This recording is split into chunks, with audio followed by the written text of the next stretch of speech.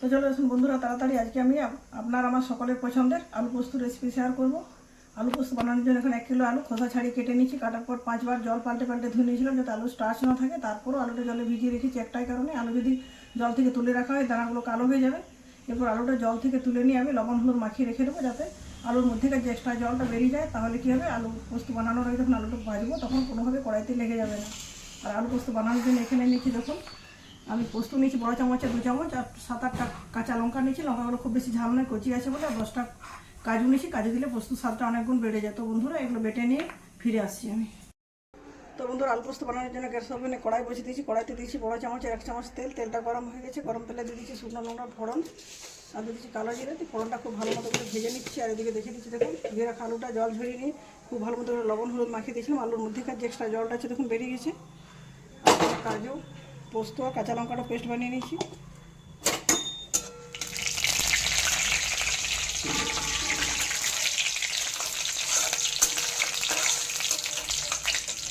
ফোড়নটা খুব ভালো মতো ভাজা হয়ে গেছে। এরপর গরম তেলে দিয়ে দিচ্ছি লবণ হলুদ মাখিয়ে রাখা আলু।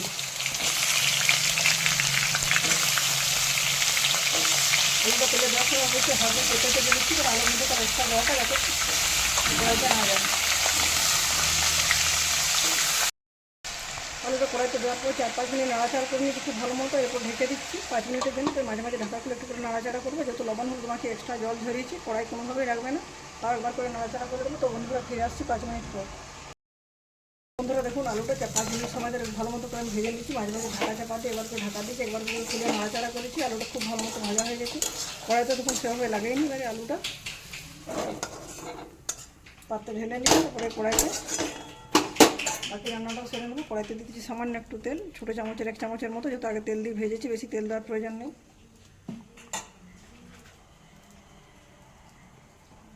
তেলটা গরম হয়ে গেছে, গরম তেলে দিয়ে দিচ্ছি একটা টমেটো।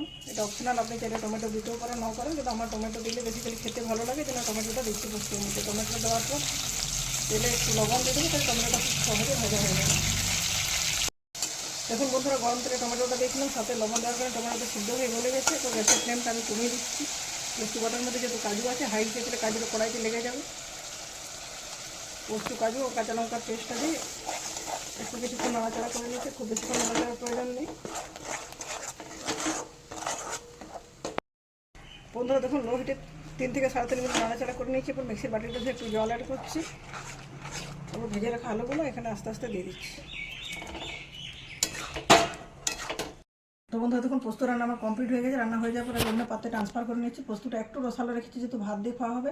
আপনারা চাইলে একটু শুকা শুকা করতে পারেন। এটা এমন একটা রান্না সকাল থেকে রাত্রি পর্যন্ত যে কোনো খাবারের সাথে খান, আমাদের খাওয়াতে কোনো অরুচি আসে না। তো বন্ধুরা আমার আলু পোস্ত বানানোর রেসিপি কেমন লাগলো কমেন্টের মাধ্যমে জানাতে ভুলবেন না। ভিডিওটি ভালো লাগলে লাইক শেয়ার এবং চ্যানেলটি সাবস্ক্রাইব করে আমার পাশে থাকার অনুরোধ রইল। আজকের মতো এ পর্যন্ত, পরের দিন দেখা হবে নতুন কোনো রেসিপির সাথে। ধন্যবাদ।